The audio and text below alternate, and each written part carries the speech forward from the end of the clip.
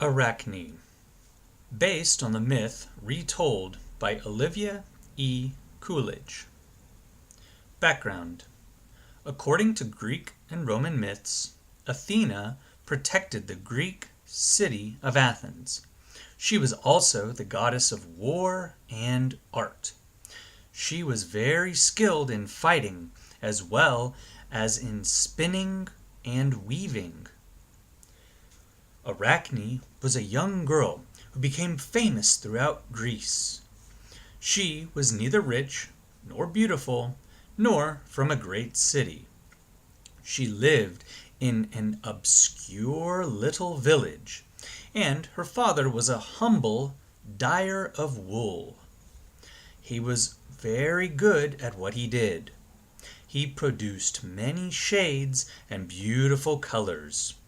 Arachne was even more skillful than her father. It was her task to spin the wool into a fine soft thread and to weave it into cloth on her loom. Arachne was small and pale.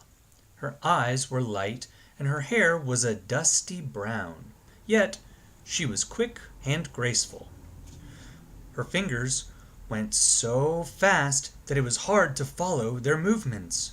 Her weaving was marvelous, and her products were known all over Greece.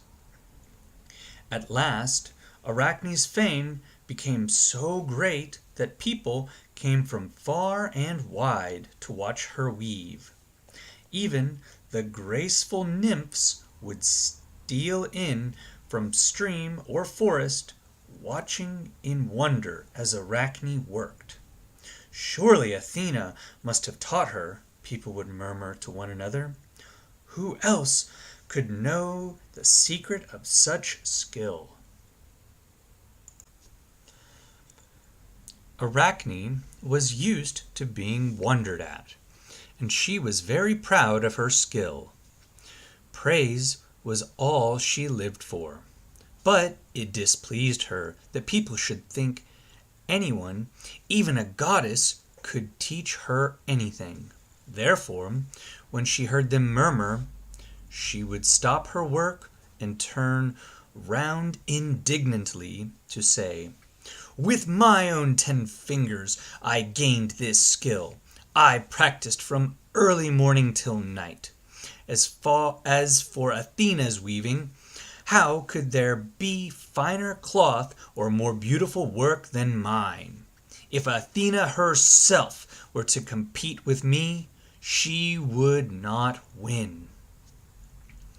In other words, Arachne's father dyes wool and Arachne spins beautiful cloth out of it. While her father is humble, Arachne is very proud of her skill. One day, when Arachne turned round with such words, an old woman, bent and very poor, answered her. The woman stood leaning on a staff amid the crowd. "Reckless girl," she said, "how dare you claim to be equal to the gods themselves? I am an old woman and have seen much. Take my advice and ask pardon of Athena for your words. Rest content with your fame of being the best spinner and weaver among humans." "Stupid old woman," said Arachne indignantly. "Who gave you the right to speak in this way to me? If Athena resents my words, let her answer them herself. I have challenged her to a contest, but she, of course, will not come. It is easy for the gods to avoid matching their skill with that of men." At these words, the old woman threw down her staff. The crowd saw her grow tall and fair and stand clad in long robes of dazzling white. They were terribly afraid as they realized she was Athena. Arachne herself flushed red for a moment, for she had never really believed that the goddess would hear her. But she would not give in. With stubborn pride, she led the goddess to one of the great looms and set herself before the other. Without a word, both began to thread the looms. Many lengths of yarn lay beside them to use, white and gold and red and other shades. Arachne had never thought of giving credit for her success to her father's skill in dyeing. The excited crowd in the doorway began to see that the skill of both was very nearly equal. However, the goddess was the quicker of the two. As they looked at the pattern on the loom, the spectators realized that Athena was weaving a last warning to Arachne. The central figure was the goddess herself, competing with Poseidon for possession of the city of Athens. But in the four corners were mortals, humans, who had tried to strive with the gods, and the awful fate that had overtaken them. The goddess ended a little before Arachne and looked to see what she was doing. In other words, Arachne challenges Athena to a weaving contest. An old lady in the crowd turns out to be Athena in disguise, and she and Arachne each begin to weave a pattern on a loom. Never before had Arachne been matched against anyone whose skill was equal, or even nearly equal, to her own. She saw the goddess working swiftly, calmly, and always a little faster than herself. Suddenly, she became angry instead of frightened, and an evil thought came into her head. Athena saw that Arachne had taken for her design scenes which showed evil or unworthy actions of the gods.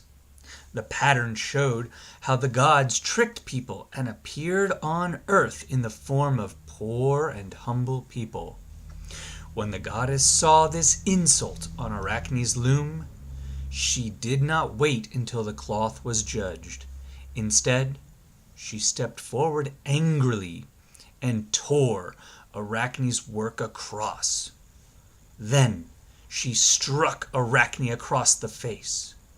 Arachne stood there a moment, struggling with anger, fear, and pride. "I will not live under this insult," she cried, and seized a rope from the wall.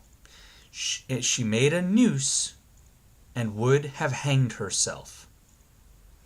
The goddess touched the rope and touched the girl. "Live on, wicked girl," she said.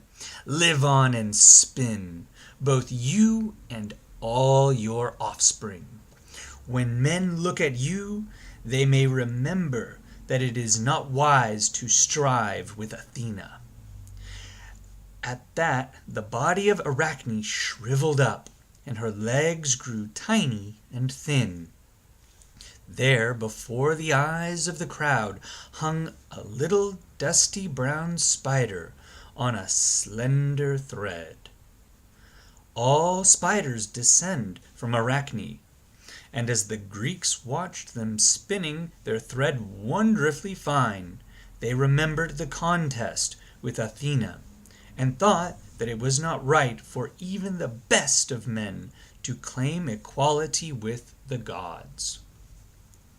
In other words, Arachne sees Athena's work, and she becomes angry. Arachne weaves a scene showing bad things the gods have done. In anger, Athena curses Arachne.